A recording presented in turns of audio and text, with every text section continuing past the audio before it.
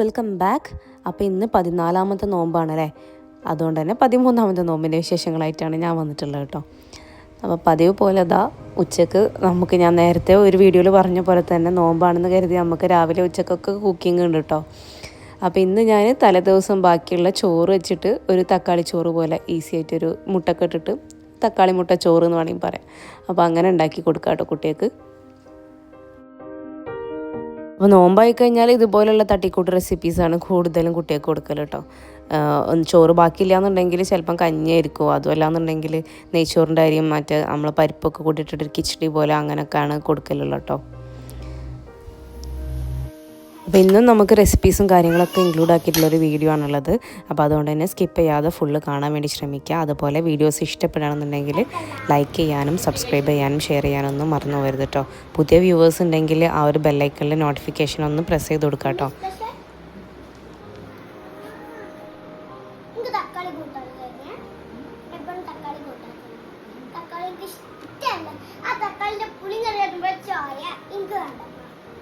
തക്കാളി കൂട്ടാതെ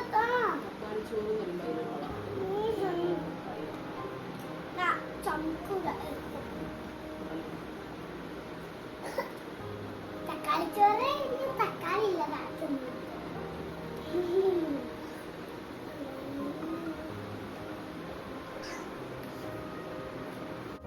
അങ്ങനെ ചോറ് കൊടുക്കലും അതുപോലെ തന്നെ നിസ്കാരവും കാര്യങ്ങളൊക്കെ കഴിഞ്ഞ് നമ്മൾ മെയിൻ പരിപാടിക്കായിട്ട് കിച്ചണിലേക്ക് കയറിയിട്ടുണ്ട്. അപ്പോൾ ഇന്ന് ആദ്യം തന്നെ ഞാൻ കസ്റ്റേർഡുമെന്നാണ് കേട്ടോ സ്റ്റാർട്ട് ചെയ്യുന്നത്. കേശ കുറേ ദിവസമായി കസ്റ്റേർഡ് ഉണ്ടാക്കാൻ വേണ്ടി പറയുന്നു. ഇന്നാവട്ടെ നാളാവട്ടെ എന്ന് കരുതി അങ്ങനെ നിൽക്കായിരുന്നു. അപ്പോൾ ഇന്ന് ഏതായാലും അതുണ്ടാക്കി കൊടുക്കാമെന്ന് വിചാരിച്ചു.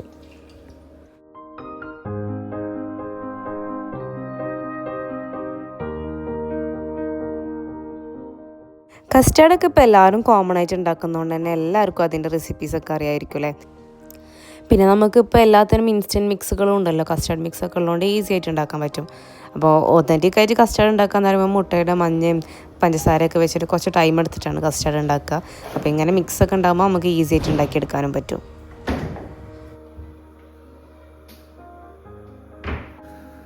പിന്നെ പാലൊക്കെ തിളച്ച് വന്നപ്പോൾ അതിലേക്ക് ഞാൻ പഞ്ചസാരയും കൂടി ചേർത്ത് കൊടുക്കുന്നുണ്ട് കേട്ടോ. അപ്പോൾ നോക്കി നിൽക്കുന്ന സമയത്ത് പാൽ തിളയ്ക്കാൻ കുറേ ടൈം എടുക്കും. പക്ഷേ ഞാൻ ഈ പാലടുപ്പത്ത് വെച്ച് മറ്റുള്ള പല പണികൾക്കും പോയതുകൊണ്ട് തന്നെ പെട്ടെന്ന് തിളച്ച പോലെ ഒരു ഫീലിംഗ് ആട്ടോ ഉണ്ടായത്.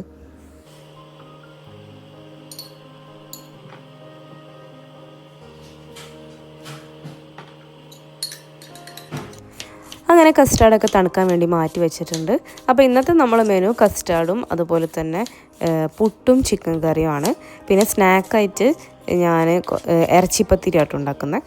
അപ്പോൾ അത്രയും കാര്യങ്ങളാണ് ഇന്നത്തെ നമ്മൾ ഇഫ്താറിന് വേണ്ടിയിട്ടുള്ള മെനു എന്ന് പറഞ്ഞാൽ. അപ്പോൾ അതിന് തന്നെ ചിക്കൻ കറിക്ക് വേണ്ടിയിട്ടുള്ള കാര്യങ്ങളൊക്കെ ഒന്ന് അരിഞ്ഞെടുക്കാം കേട്ടോ. അപ്പോൾ അതൊന്ന് കുക്കറിലാക്കി കഴിഞ്ഞാൽ നമുക്ക് ഈസി അല്ലേ, പെട്ടെന്ന് കറി അവിടെ റെഡി ആയി കഴിഞ്ഞോളൂ.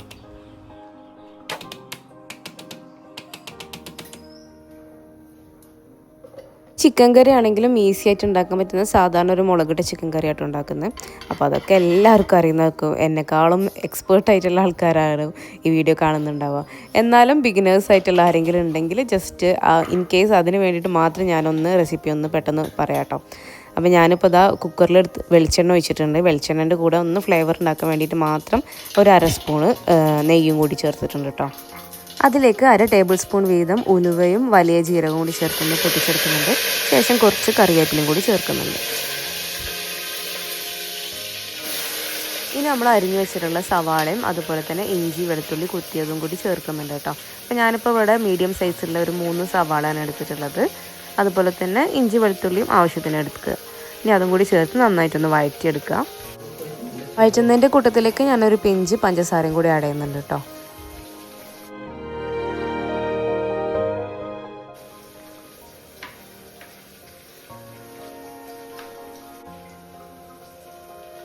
ഇവിടെ 2 പച്ചമുളകും ചേർക്കുന്നുണ്ട്. ചിക്കനൊക്കെ എപ്പോഴും എല്ലാവരും ചെയ്യുന്ന പോലെ തന്നെ ഞാൻ രാവിലെ തന്നെ വെള്ളത്തിലിട്ട് വെച്ചിട്ടുണ്ടായിരുന്നു. പിന്നെ ഓൾറെഡി ക്ലീനാക്കി ഓരോരോ ബോക്സിലാക്കി വെക്കുന്നതുകൊണ്ട് തന്നെ ജസ്റ്റ് ഒന്ന് വെള്ളത്തിലിട്ട് എടുക്കാനേ ഉണ്ടാവുള്ളൂ കേട്ടോ. ഒക്കെ നല്ല ക്ലീനാക്കി വെച്ചതായതുകൊണ്ട് തന്നെ. ഇനി എല്ലാം വാടി സെറ്റായി കഴിഞ്ഞാൽ തക്കാളി ചേർക്കുന്നതിന് മുന്നായിട്ട് നമുക്ക് മസാലപ്പൊടികൾ ചേർക്കണം. കാരണം തക്കാളി ചേർക്കുമ്പോൾ വെള്ളത്തിൻ്റെ അംശം വരുമല്ലോ. അപ്പോൾ അതിൻ്റെ മുന്നേ എണ്ണയിൽ കിടന്നിട്ട് ഈ മസാലപ്പൊടികളൊക്കെ ഒന്ന് വാടി വരണം. അപ്പോൾ ഞാനിപ്പോൾ 1 സ്പൂണ് മല്ലിപ്പൊടി, 1 സ്പൂണ് മഞ്ഞൾപ്പൊടി, 3 സ്പൂണ് മുളക് പൊടിയാണ് കേട്ടോ ചേർക്കുന്നത്. മുളക് പൊടിയൊക്കെ എരിവിനനുസരിച്ച് മാത്രം ചേർക്കുക കേട്ടോ. ഇനി കുറച്ച് ചിക്കൻ മസാലയും കൂടി ചേർത്ത് കൊടുക്കുന്നുണ്ട് കേട്ടോ. അപ്പോൾ ഇതൊക്കെ ഇവിടെ കയ്യിലുള്ളതുകൊണ്ടാണ് യൂസ് ചെയ്യുന്നത്. അതല്ലാന്നുണ്ടെങ്കിൽ നിങ്ങൾക്ക് അതിന് പകരം ഗരം മസാല ഉണ്ടെങ്കിൽ അത് ചേർത്താലും മതി. അപ്പോൾ ഇതൊക്കെ ഇപ്പോഴൊക്കെ യൂസ് ചെയ്തില്ലെങ്കിൽ പിന്നെ വെറുതെ കിടന്ന് ചീത്തായി പോലെ. അതുകൊണ്ടാണ് ഇങ്ങനെയുള്ള കറിയിലേക്കൊക്കെ യൂസ് ചെയ്യുന്നത് കേട്ടോ. എനിക്ക് പൊതുവേ താല്പര്യം നമ്മൾ വീട്ടിലുണ്ടാക്കുന്ന മസാല വെച്ചിട്ട് കറികൾ ഉണ്ടാക്കാനാണ്. പിന്നെ ഈ ഒരു മസാലപ്പൊടികളും കാര്യങ്ങളൊക്കെ ഞാൻ ഇതുപോലെ ഇങ്ങനെ കണ്ടെയ്നറിലാക്കിയിട്ട് ഫ്രീസറിലാട്ടോ സൂക്ഷിക്കുക. അതാകുമ്പം അതിൻ്റെ സ്മെല്ലും കാര്യങ്ങളൊക്കെ കുറേ കാലം നിൽക്കുകയും ചെയ്യും. അതുപോലെ തന്നെ അത് കട്ട പിടിക്കില്ല കേട്ടോ. അപ്പോൾ ഇങ്ങനെ ചെയ്തു നോക്കാത്തവരുണ്ടെങ്കിൽ ഒന്ന് ചെയ്ത് നോക്കി കേട്ടോ. ഇതുപോലെ തന്നെ കായപ്പൊടിയോ എല്ലാം ഞാൻ ഇങ്ങനെ തന്നെ ഫ്രീസറിലാണ് സൂക്ഷിക്കൽ കേട്ടോ. ഇനി ആവശ്യത്തിന് വേണ്ട ഉപ്പും കൂടി ചേർക്കുന്നുണ്ട്. മസാലപ്പൊടികളൊക്കെ മൂത്ത് കഴിഞ്ഞാൽ പിന്നെ നമുക്ക് തക്കാളിയും ചിക്കനൊക്കെ ചേർത്ത് കൊടുക്കാം കേട്ടോ. അപ്പോൾ മസാലപ്പൊടികൾ നമ്മൾ ഇടുന്നതിന് മുന്നേ തന്നെ തീ നല്ല ലോ ഫ്ലെയിമിലാക്കി വെക്കണം. അപ്പോൾ തക്കാളിയൊക്കെ ചേർത്ത് കഴിഞ്ഞാൽ പിന്നെ നമുക്ക് തീ കുറച്ച് കൂട്ടി വെക്കാം കേട്ടോ. തക്കാളി ഇട്ടൊന്ന് ഇളക്കിയതിന് ശേഷം ഞാൻ ചിക്കനും കൂടി ചേർക്കുന്നുണ്ടേ. ഇനി നമ്മൾ ഇപ്പോൾ തന്നെ ഇതിന് കൂടെ തന്നെ വെള്ളം ഒഴിക്കരുത്. ഇതൊക്കെ കറിക്ക് ടേസ്റ്റ് കൂടാനുള്ള ഓരോ ചെറിയ ചെറിയ ടിപ്സ് ആട്ടോ. അപ്പോൾ ചിക്കനും ആ ഒരു തക്കാളിയും അതിൽ കിടന്നിട്ട് ഒന്ന് നമ്മൾ അടച്ച് വെച്ച് ചിക്കൻ ഒന്ന് വൈറ്റ് കളറായി വരണം കേട്ടോ. ആ മസാലയിൽ വെള്ളം ഇല്ലാതെ കിടന്നിട്ടൊന്ന് ചിക്കന് വേവാൻ തുടങ്ങുമ്പോൾ ഒരു വെള്ള കളർ വരുമല്ലോ, ആ ഒരു രീതിക്കായി വരുമ്പോൾ മാത്രം നമ്മൾ വെള്ളം ഒഴിച്ചെടുക്കുക. പിന്നെ വെള്ളം ഒഴിക്കുമ്പം തിളച്ച വെള്ളം ഒഴിക്കാൻ പറ്റുക, അല്ലെങ്കിൽ ചുടുവെള്ളം ഒഴിക്കാൻ പറ്റുകയാണെങ്കിൽ ഏറ്റവും ബെസ്റ്റ് അത് തന്നെയാണ്. ഞാനിപ്പോൾ കുക്കറിൽ വെക്കുന്നതുകൊണ്ട് ഞാൻ പച്ചവെള്ളം തന്നെയാണ് ഒഴിക്കുന്നത്. അതല്ല നിങ്ങൾ ചട്ടിയിലോ അല്ലെങ്കിൽ വേറെ എന്തെങ്കിലും പാത്രത്തിലൊക്കെയാണ് വെക്കണമെന്നുണ്ടെങ്കിൽ ചൂടുവെള്ളം തന്നെ ഒഴിക്കാൻ ശ്രമിക്കുക കേട്ടോ.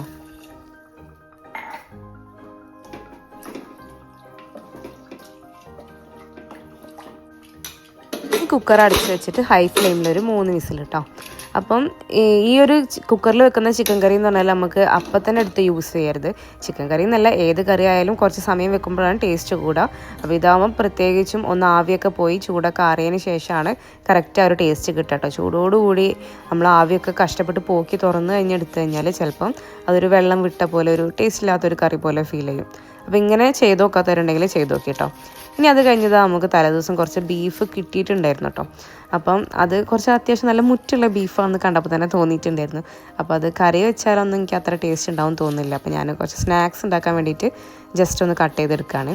സാധാരണ ഞാൻ കുളിച്ച് കഴിഞ്ഞാൽ ഇങ്ങനെയുള്ള പരിപാടികളൊന്നും ചെയ്യലില്ല. പക്ഷേ ബീഫ് ആയതുകൊണ്ട് തന്നെ പിന്നെ നമുക്ക് വേസ്റ്റും കാര്യങ്ങളൊന്നും ഉണ്ടാവില്ല. പിന്നെ മേലേക്കൊന്നും തെറിക്കേണ്ട അങ്ങനത്തെ പ്രശ്നങ്ങളൊന്നും ഇല്ലല്ലോ.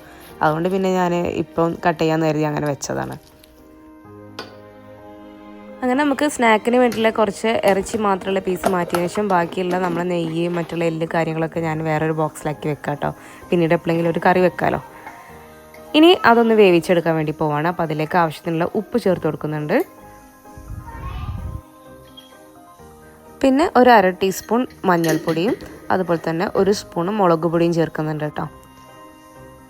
ശേഷം ഞാൻ ചേർക്കാൻ പോകുന്നത് ഇഞ്ചി വെളുത്തുള്ളി പേസ്റ്റാണ്. പേസ്റ്റല്ല, കുത്തിയതാണ്. പേസ്റ്റ് ആണെങ്കിൽ അങ്ങനെ ചേർക്കാം. പിന്നെ കുറച്ച് മീറ്റ് മസാലയും കൂടി ചേർക്കുന്നുണ്ട്.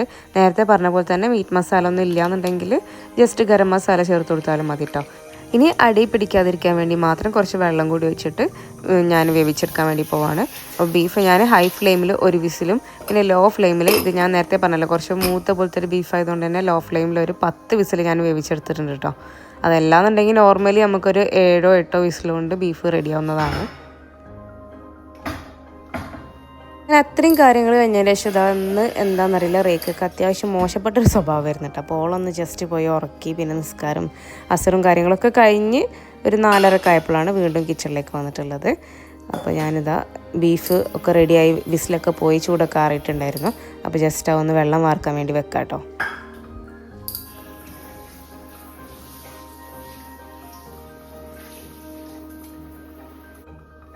അപ്പോൾ അതിന് ശേഷം ഞാൻ ഇറച്ചിപ്പത്തിരിക്ക് വേണ്ടിയുള്ള പത്തിരീൻ്റെ മാവ് കുഴയ്ക്കാൻ വേണ്ടി പോവാണ്.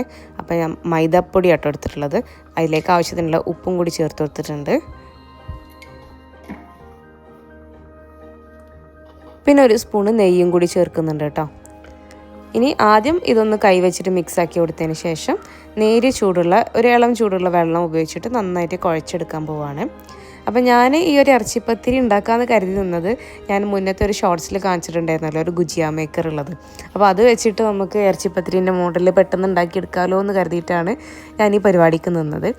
അപ്പം ഈ ഒരു ഗുജിയ മേക്കറിൽ ഞാൻ അന്ന് പൂവാട നമ്മൾ അരിപ്പൊടി വെച്ചിട്ടുള്ള മാവ് വെച്ചിട്ടുള്ള പൂവാടയാണ് ഉണ്ടാക്കി നോക്കിയത്. അപ്പോൾ അത് അരിമാവ് ആയതുകൊണ്ട് തന്നെ ബാക്ക് സൈഡ് ഇങ്ങനെ പൊട്ടി പോകുന്നുണ്ടായിരുന്നു. മൈദപ്പൊടി ആകുമ്പം പൊട്ടാതെ കറക്റ്റ് കിട്ടുമല്ലോ എന്ന് കരുതിയിട്ടാണ് ആ പരിപാടിക്കൊക്കെ നിന്നത്. പക്ഷേ മൈദപ്പൊടി എന്ത് ചെയ്തിട്ടും അതിൽ പരക്കുന്നില്ലായിരുന്നു കേട്ടോ. ഞാൻ ആദ്യം വെറുതെ ജസ്റ്റ് വെച്ച് നോക്കി, എന്നിട്ടും പരന്നില്ല. പിന്നെ ഞാൻ എണ്ണയൊക്കെ പുരട്ടി നോക്കി കേട്ടോ, എന്നിട്ടും അത് ശരിയായിട്ടില്ല. അപ്പോൾ പിന്നെ ഞാൻ രണ്ടാമത് അത് പലക വെച്ച് പരത്തേണ്ട ഗതി തന്നെ ആയി. എനിക്കാണെങ്കിൽ ഏറ്റവും ഇഷ്ടമില്ലാത്ത പരിപാടിയാണ് ഇങ്ങനെയുള്ള പത്തിരികൾ പരത്തുക എന്നുള്ളത് കേട്ടോ, പലകമ്മൽ. അതുകൊണ്ട് തന്നെ ഞാൻ ചപ്പാത്തിയൊക്കെ ഉണ്ടാക്കൽ വളരെ കുറവാണ് കേട്ടോ.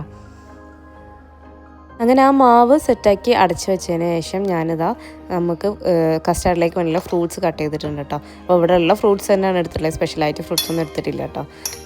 ആപ്പിള്, അതുപോലെ തന്നെ റോബസ്റ്റ് പഴം, പിന്നെ പച്ചമുന്തിരി. ഇതിലേക്ക് അനാറൊക്കെ ഉണ്ടെങ്കിൽ നല്ല ടേസ്റ്റ് ആവും കേട്ടോ. അതിലേക്ക് കുറച്ച് തേനും കൂടി ഒഴിച്ച് ഒന്ന് മിക്സ് ആക്കിയിട്ട് ഞാൻ ഫ്രിഡ്ജിലേക്ക് മാറ്റാൻ പോവാണ്. അപ്പോൾ കസ്റ്റാർഡിൽ ഒരിക്കലും നമ്മൾ ഫ്രൂട്ട്സ് ഇട്ടിട്ട് മിക്സ് ആക്കിയിട്ട് കസ്റ്റാർഡ് ഫ്രിഡ്ജിൽ വെക്കരുത്. അങ്ങനെ വെക്കുമ്പം നമ്മൾ ഇടുന്ന ഫ്രൂട്ട്സിൻ്റെ പല രീതിയിലുള്ള ടേസ്റ്റും കയ്പ്പൊക്കെ വരും കേട്ടോ കസ്റ്റാർഡിന്. ഫ്രൂട്ട്സ് വേറെ മാറ്റി വെക്കുക, കസ്റ്റാർഡ് വേറെ മാറ്റി വെക്കുക. അന്നേരം സെർവ് ചെയ്യുന്ന ടൈമിൽ മിക്സ് ചെയ്തിട്ട് സെർവ് ചെയ്യുക. അങ്ങനെ ആകുമ്പോഴാണ് കറക്റ്റ് ആ ഒരു ടേസ്റ്റ് കിട്ടുള്ളൂ കേട്ടോ. അപ്പോൾ ഇന്ന് കസ്റ്റാർഡ് ആയതുകൊണ്ട് തന്നെ ഫ്രൂട്ട്സ് ആയിട്ട് വേറെ ഒന്നും എടുത്തിട്ടില്ല, ജസ്റ്റ് വത്തക്ക മാത്രം കട്ട് ചെയ്ത് വെച്ചിട്ടുള്ളൂ കേട്ടോ. അതുപോലെ തന്നെ നമ്മൾ കഴിഞ്ഞ ദിവസം ബീച്ചിൽ പോയപ്പം കൊണ്ടുപോയിട്ടുണ്ടായിരുന്നു കുറച്ച് പൈനാപ്പിൾ ലൈമും കൂടി ബാക്കിയുണ്ട്. അപ്പോൾ പിന്നെ ഞാൻ കുറച്ച് പെട്ടെന്ന് ഈസി ആയിട്ട് മിൽക്ക് സർബത്തും കൂടി ഉണ്ടാക്കാൻ വിചാരിച്ചു. അങ്ങനെ ആ പരിപാടികളൊക്കെ കഴിഞ്ഞു. ഇനി നമുക്ക് പുട്ടിന് വേണ്ടിയുള്ള പുട്ടുപൊടിയും കൂടി ഒന്ന് നനച്ച് വെക്കാം കേട്ടോ. അപ്പോൾ നമ്മൾ സ്വന്തമായിട്ട് ഒറ്റയ്ക്ക് കുക്കിംഗ് തുടങ്ങിയതിന് ശേഷം പല രീതിയിലും പലതരത്തിലുള്ള പരീക്ഷണങ്ങളാണ് ഡെയിലി നടത്തുക കേട്ടോ. അങ്ങനെ പുട്ടുപൊടിയിൽ ഒരുപാട് പരീക്ഷണങ്ങൾ നടത്തി, ചില സമയത്ത് ആവി വരില്ല, അങ്ങനെയൊക്കെ ചെയ്തുകൊണ്ട് ഇരുന്ന സമയത്താണ് ഞാൻ ബെസ്റ്റായിട്ട് നല്ല ടേസ്റ്റുള്ള പുട്ട് കിട്ടില്ല. എങ്ങനെയാണെന്ന് വെച്ചാൽ എനിക്ക് പച്ചവെള്ളത്തിനേക്കാളും ചെറിയ ചൂടുള്ള വെള്ളത്തിൽ നമ്മൾ ജസ്റ്റ് ഒന്ന് കുഴച്ച് മാറ്റി വെച്ച് ഒരു അരമണിക്കൂറെങ്കിലും മാറ്റി വെച്ചതിന് ശേഷം പുട്ട് ചുട്ടെടുക്കുമ്പോഴാണ് കറക്റ്റായിട്ട് നല്ലൊരു ടേസ്റ്റുള്ള പുട്ട് എനിക്ക് കിട്ടിയിട്ടുള്ളത് കേട്ടോ. എന്നും ചില സമയത്ത് ഫ്ലോപ്പാവും. നിങ്ങൾ വീഡിയോയിൽ കാണുന്ന പോലെ എപ്പോഴും പെർഫെക്റ്റ് ആയിട്ടുള്ള കാര്യങ്ങളൊന്നുമല്ല ഉണ്ടാവുക. 1, 2, 3 പ്രാവശ്യം ട്രയൽ ചെയ്ത് ഫ്ലോപ്പായി എല്ലാം കറക്റ്റായി വരുമ്പോഴാണ് ഞാൻ ജസ്റ്റ് ഷെയർ ചെയ്യൽ കേട്ടോ അധികവും. ഇനി നമുക്ക് ഇറച്ചിപ്പത്തിരിക്ക് വേണ്ടിയുള്ള മസാല റെഡിയാക്കാം. അപ്പോൾ മസാല റെഡിയാക്കാൻ വേണ്ടി ഫ്രൈ പാനിലേക്ക് ഞാൻ വെളിച്ചെണ്ണ ഒഴിച്ചിട്ടുണ്ട്. ചൂടായി വരുമ്പോൾ ഈ കാണുന്ന ഐറ്റംസൊക്കെ മൊത്തത്തിൽ അങ്ങോട്ട് ചേർത്ത് കൊടുക്കാം കേട്ടോ. അതായത് കറിവേപ്പില, പച്ചമുളക്, അതുപോലെ തന്നെ ഉള്ളി. ഞാനിപ്പോൾ സവാള ഒരു 2 മീഡിയം സൈസ് സവാളാണ് എടുത്തിട്ടുള്ളത്. പുതിന ഇപ്പോൾ മല്ലി പുതിന അതിപ്പോൾ ചേർക്കുന്നില്ല കേട്ടോ. ഈ കാര്യങ്ങളൊക്കെ ആവശ്യത്തിനുള്ള ഉപ്പും കൂടി ചേർത്തിട്ട് നന്നായിട്ട് വഴറ്റിയെടുക്കാൻ പോവാണ്. പിന്നെ നമ്മൾ ഈ ഒരു മസാല വഴറ്റുന്ന സമയത്ത് ഇതിലേക്ക് ഓവറായിട്ടുള്ള മസാലപ്പൊടികളോ മറ്റുള്ള കാര്യങ്ങളോ ഒന്നും ചേർക്കേണ്ടതില്ല. അങ്ങനെ ആകുമ്പോഴാണ് കറക്റ്റ് ആ ഒരു ഇറച്ചിപ്പത്തിരിക്ക് ഇറച്ചിൻ്റെ ആ ഒരു ടേസ്റ്റ് കറക്റ്റായിട്ട് കിട്ടുള്ളൂ കേട്ടോ. ഓവർ മസാല ചേർത്ത് കഴിഞ്ഞാൽ വേറെ തന്നെ ഒരു ടേസ്റ്റായി മാറും. അതുപോലെ തന്നെ ഇറച്ചിപ്പത്തിരിൻ്റെ മസാലയിൽ നമ്മൾ ഉണ്ടാക്കുന്ന ഈ ഒരു ഉള്ളി ആ ഒരു മിക്സ് ഉണ്ടല്ലോ, അത് കുറവും ഇറച്ചി കൂടുതൽ അങ്ങനെയാണ് നിൽക്കേണ്ടത് കേട്ടോ. രണ്ടും ഈക്വൽ ആവാനും പാടില്ല, ഉള്ളി കൂടാനും പാടില്ല. ഏറ്റവും മുന്നിട്ട് നിൽക്കേണ്ടത് ഇറച്ചിയാണ് കേട്ടോ. ആ ഒരു സമയം കൊണ്ട് ആ ബീഫിൻ്റെ പീസസൊക്കെ ഒന്ന് ഞാൻ മിക്സ് ചെയ്തെടുക്കാൻ വിചാരിച്ചു. അപ്പോൾ ഞാൻ ചോപ്പറിലിട്ട് ചെയ്യാമെന്ന് കേട്ടോ വിചാരിച്ചത്. കാരണം നമ്മൾ മിക്സിയിലിട്ട് ചെയ്യുമ്പോൾ മിക്സിൻ്റെ ആ ഒരു ബ്ലേഡിൻ്റെ അടിയിലൊക്കെ ബീഫൊക്കെ പോയിട്ട് നിന്നിട്ട് ക്ലീനാക്കാൻ കുറച്ച് പണിയല്ലോ. ചോപ്പറാകുമ്പോൾ നമുക്ക് മൊത്തത്തിലെടുത്ത് ക്ലീനാക്കാൻ കരുതിയിട്ട് അതിൽ ചെയ്യാൻ വിചാരിച്ചു. പക്ഷേ എന്തോന്നറിയില്ല, ചോപ്പറിൽ അങ്ങനെ കറക്റ്റ് അങ്ങോട്ട് ആയി വരുന്നില്ലായിരുന്നു കേട്ടോ. അങ്ങനെ പിന്നെ അതൊന്നൊക്കെ ഒഴിച്ചിട്ട് രണ്ടാമത് എനിക്ക് മിക്സി തന്നെ ചെയ്യേണ്ടി വന്നു. അങ്ങനെ നമ്മൾ ഉള്ളിയൊക്കെ വാടി വന്നിട്ടുണ്ട്. ഇനി അതിലേക്ക് 2 കാര്യങ്ങൾ മാത്രമാണ് ചേർത്ത് കൊടുക്കുന്നത്. കുറച്ച് കുരുമുളക് പൊടിയും അതുപോലെ തന്നെ കുറച്ച് മീറ്റ് മസാലയും കൂടിയാണ് ചേർക്കുന്നത്. മീറ്റ് മസാലയ്ക്ക് പകരം ഗരം മസാല ചേർത്താലും മതി. ഇത്രയും കാര്യങ്ങൾ മാത്രം ഈ ഒരു ഐറ്റത്തിലേക്ക് ചേർത്ത് കൊടുത്താൽ മതി കേട്ടോ. അതിനുശേഷം നമ്മൾ നേരത്തെ മിക്സ് ചെയ്ത് വെച്ചിട്ടുള്ള ബീഫും കൂടി തട്ടി കൊടുത്തിട്ട് നന്നായിട്ട് ഇന്നും മിക്സ് ആക്കി എടുക്കാം. ഇപ്പോൾ കണ്ടോ, ബീഫാണ് ഈ ഒരു മിക്സിൽ കൂടുതലായിട്ട് നിൽക്കേണ്ടത് കേട്ടോ. അവസാനമായിട്ട് നമ്മൾ അരിഞ്ഞു വെച്ചിട്ടുള്ള മല്ലിയിലയും കൂടി ഇട്ട് കൊടുത്തിട്ട് ഒന്ന് മിക്സ് ആക്കിയിട്ട് മാറ്റി വെക്കാം. ഇനി നമുക്ക് പത്തിരി പരത്തുന്ന പരിപാടിയിലേക്കൊക്കെ നോക്കാം കേട്ടോ.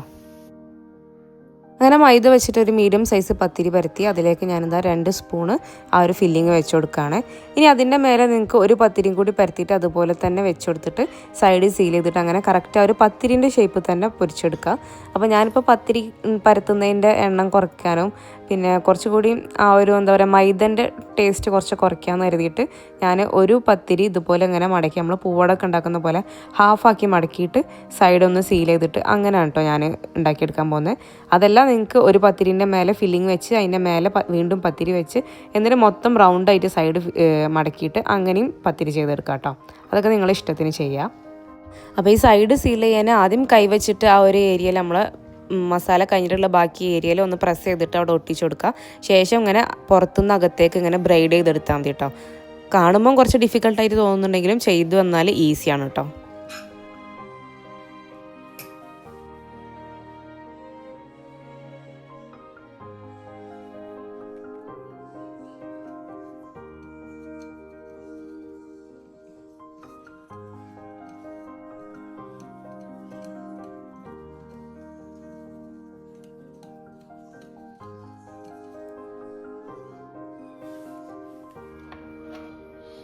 അങ്ങനെ എല്ലാം സെറ്റാക്കിയിട്ടുണ്ട്. ഇതിൽ നിന്ന് ഞാൻ 2-3 പീസ് മാറ്റി വെച്ചിട്ടുണ്ട് കേട്ടോ നാളത്തേക്ക് വേണ്ടിയിട്ട്. ഞാൻ എപ്പോഴും സ്നാക്സ് ചെയ്യുമ്പോൾ അങ്ങനെ തന്നെ ചെയ്യൽ. ഒരു ദിവസം സ്നാക്ക് ഉണ്ടാക്കിയിട്ട് അതൊന്ന് 2-3-4 പീസ് മാറ്റി വെക്കും പിറ്റേന്നേക്ക് വേണ്ടിയിട്ട്. അപ്പോൾ പിറ്റേ ദിവസം സ്നാക്ക് ഉണ്ടാക്കാൻ മെനക്കെടേണ്ട ആവശ്യമില്ലല്ലോ. ഇനി തിളച്ചെണ്ണയിലിട്ടിട്ട് പെട്ടെന്ന് തന്നെ വറുത്ത് കോരിയെടുക്കുക. ഒരുപാട് ഉള്ളൊന്നും വേവാനില്ല, ജസ്റ്റ് പുറത്തുള്ള മൈദ മാത്രം വെന്ത് വന്നാൽ മതി. അതുകൊണ്ട് തന്നെ നല്ല ബ്രൗൺ ആവാൻ നിൽക്കേണ്ട, ഒരു ഗോൾഡൻ കളർ ആകുമ്പം അത് വറുത്ത് കോരിയെടുക്കുക. അപ്പോൾ ഇതോടുകൂടി ഇറച്ചിപ്പത്തിരിൻ്റെ പരിപാടി അവിടെ അവസാനിക്കുന്നില്ല കേട്ടോ. ശേഷം ഒരു സ്റ്റെപ്പും കൂടി ഉണ്ട്. പലരും ആ സ്റ്റെപ്പ് ചെയ്യാറില്ല, എന്നാലും ഒതൻറ്റിക്കായിട്ട് ചെയ്യുമ്പം അതിൻ്റെ രീതിയിൽ തന്നെ ചെയ്യണമല്ലോ എന്ന് കരുതിയിട്ട് ഞാൻ അങ്ങനെ ചെയ്തതാണ് കേട്ടോ. അപ്പം ഇങ്ങനെ നമ്മൾ ചെയ്തെടുക്കുമ്പോൾ പുറം നല്ല ക്രിസ്പി ആയിരിക്കും കേട്ടോ ഈ ഒരു ഇറച്ചിപ്പത്തിരിൻ്റെ. അപ്പം നമ്മൾ ഇനി ചെയ്യാൻ പോകുന്ന സ്റ്റെപ്പും കൂടി ചെയ്ത് കഴിഞ്ഞാൽ നല്ല സോഫ്റ്റ് ആയിട്ടുള്ള ഇറച്ചിപ്പത്തിരി കിട്ടും ചെയ്യും കേട്ടോ. അപ്പോൾ അതിന് വേണ്ടിയിട്ട് 2 മുട്ട എടുത്തിട്ടുണ്ട്. അതിലേക്ക് 1 ടേബിൾ സ്പൂൺ പഞ്ചസാരയും കൂടി ആഡ് ചെയ്തിട്ട് നന്നായിട്ട് ബീറ്റ് ചെയ്തെടുക്കുക കേട്ടോ. അപ്പോൾ പഞ്ചസാര ആഡ് ചെയ്യുമ്പോൾ അങ്ങനെ പഞ്ചസാര നമ്മൾ എരിവിൻ്റെ കൂടെ ചേരുമെന്നൊന്നും വിചാരിക്കേണ്ട, നല്ല ടേസ്റ്റ് ആയിട്ടുണ്ടാവുക. അങ്ങനെ ഒരുപാട് മധുരം ഒന്നും ഫീൽ ചെയ്യില്ല, പക്ഷേ ആ ഒരു പത്തിരിക്ക് മൊത്തത്തിൽ നല്ലൊരു ടേസ്റ്റ് ഉണ്ടാവും കേട്ടോ. ഇനി നമ്മൾ ഫ്രൈ ചെയ്ത് വെച്ച ഇറച്ചിപ്പത്തിരി ഓരോന്നായിട്ട് ഈ ഒരു മുട്ട മിക്സിൽ മുക്കിയതിന് ശേഷം ജസ്റ്റ് ഒന്ന് നമ്മളെന്താ ബ്രെഡൊക്കെ ഒന്ന് വാട്ടിയെടുക്കില്ല, അതുപോലെ ജസ്റ്റ് ഒന്ന് ഓയിൽ വെച്ചിട്ടൊന്ന് തിരിച്ചും മറിച്ചും ടോസ്റ്റ് ചെയ്തെടുക്കുക.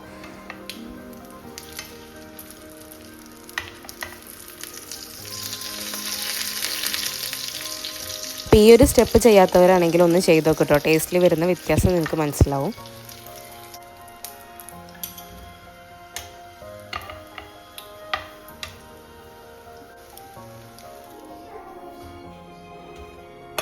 അങ്ങനെ ഇതാ ജസ്റ്റ് കസ്റ്റാർഡും കൂടി സെറ്റ് ചെയ്തെടുക്കുകയാണ്. അപ്പോൾ ആദ്യം കസ്റ്റാർഡ് ഒഴിച്ചു, ശേഷം ഞാൻ ആ ഒരു ഫ്രൂട്ട്സിൻ്റെ മിക്സ് അതിൻ്റെ മേലേക്ക് ഇട്ട് കൊടുക്കുകയാണ് കേട്ടോ. അപ്പോൾ ഈ ഒരു സമയത്ത് നിങ്ങൾക്ക് സേമിയ വേവിച്ചത് വേണമെങ്കിൽ അതും കൂടി ചേർത്ത് കൊടുക്കാം കേട്ടോ, അതും നല്ല ടേസ്റ്റാണ്.